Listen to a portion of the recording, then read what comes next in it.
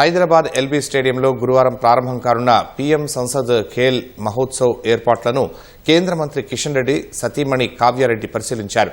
ప్రధాని నరేంద్ర మోదీ ఆదేశాల మేరకు దేశవ్యాప్తంగా ఎంపీలు పీఎం సంసద్ ఖేల్ పోటీలను నిర్వహిస్తున్నారని ఆమె తెలిపారు. కేంద్ర మంత్రి కిషన్ రెడ్డి ఆధ్వర్యంలో సికింద్రాబాద్ పార్లమెంటు పరిధిలో 30 గ్రౌండ్స్ లో ఈ క్రీడా పోటీలు నిర్వహిస్తున్నట్లు కావ్యారెడ్డి వెల్లడించారు. ఎల్బీ స్టేడియంలో ఈ స్పోర్ట్స్ ఇనాగరేషన్ జరుగుతుంది. మరి ఇప్పటి వరకు 30,000 మంది దాకా ఎంతో మంది ఉత్సాహంగా క్రీడాకారులు పాల్గొనడానికి రిజిస్ట్రేషన్ చేసుకోవడం జరిగింది. చాలా పెద్ద ఎత్తున నిర్వహిస్తున్నాము.